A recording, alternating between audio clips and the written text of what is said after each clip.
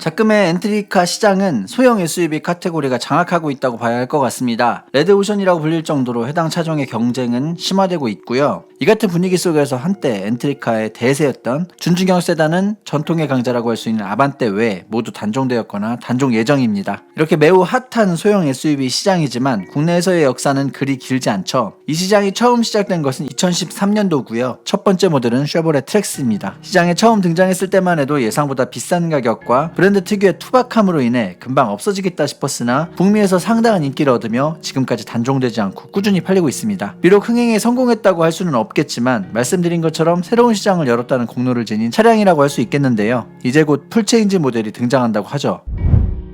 풀체인지 모델의 정식 명칭은 더 뉴 트랙스인데요. 같은 브랜드 내 상위 모델이라고도 할 수 있는 트레일블레이저보다 더 긴 전장을 갖고 나온다고 해서 시장에 관심이 집중되고 있습니다. 저도 이 소식을 들었을 때 도대체 쉐보레가 무슨 생각을 하고 있는지 의아해지긴 하더라고요. 이렇게 나오면 분명 팀킬이 일어날 텐데 말이죠. 브랜드의 의도에 대해 좀 더 고민을 해봤는데 마땅한 답은 떠오르지 않고 머리만 아프더군요. 그래서 생각을 접었습니다. 소비자 입장에서는 좋은 차가 나오면 그게 가장 좋은 것이잖아요. 굳이 세계적인 대기업의 팀킬까지 저희가 걱정할 필요는 없겠죠.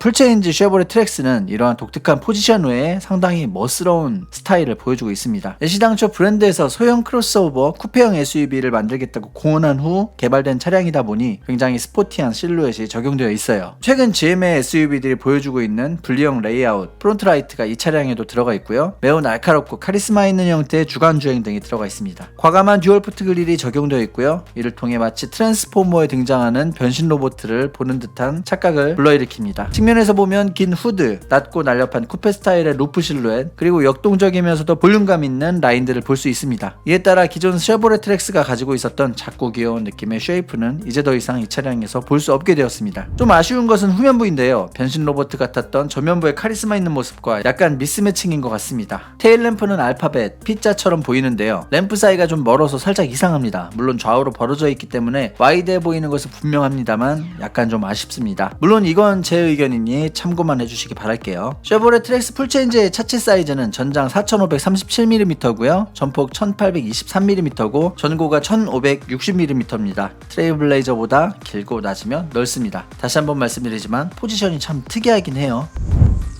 공개된 이 차량의 실내 사진들을 보면 트렌드를 많이 신경 쓴 것 같습니다. 물론 아직 흐름을 선도한다기보다는 따라가는 형태로 보이며 조금 투박한 느낌이 드는 부분도 보이지만 그래도 인테리어 디자인이 부족해 차를 선택하지 않겠다고 말씀하시는 분들은 많지 않을 것 같습니다. 8인치 디지털 클러스터가 적용되었고요. 11인치 AV 모니터가 장착되었습니다. 두 디스플레이는 직접적으로 이어져 있지는 않지만 부드럽게 흐르는 듯한 파노라마 형태로 구성되어 있습니다. 공조 버튼이 물리식으로 되어 있고요. 기어 노브는 레버식입니다. 비상등 버튼은 보조석 쪽으로 좀 치우쳐져 있는데요. 실내에서는 이것이 제일 이질적으로 느껴지더군요. 한국인의 감성으로 바라보자면 큼직한 비상등 버튼이 센터페시아 정중앙에 딱 박혀 있어야 하잖아요. 이런 부분은 좀 아쉽죠.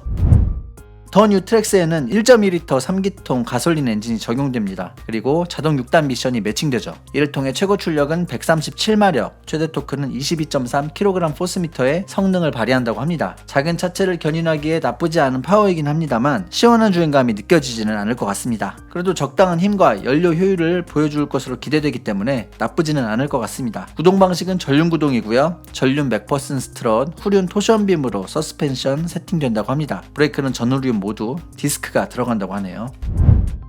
이 차량의 가격은 북미 기준 RS 등급이 24,995달러라고 합니다. 이를 통해 국내 출시 가격이 2천만원대가 될 것이라고 전망해볼 수 있겠는데요. 근데 지금까지 한국 GM이 가격 책정에서 국내 시장의 기대를 충족시킨 적이 드물죠. 그래서 끝까지 지켜봐야 할 것 같습니다. 과연 현기차 그룹이 차값을 주도적으로 상승시키며 민심을 잃어가고 있는 현 상황에서 쉐보레는 이 느슨해진 공간을 파고들 수 있을까요? 추가 소식이 나오면 전해드리도록 하겠고요. 또 차가 나오면 아마 시승해볼 수 있을 것 같은데 시승기로 한번 이 차량에 대해서 좀 더 자세하게 말씀드릴 수 있을 것 같아요. 도움되셨다면 구독과 좋아요 부탁드리고요. 영상 마치도록 하겠습니다. 시청 감사합니다.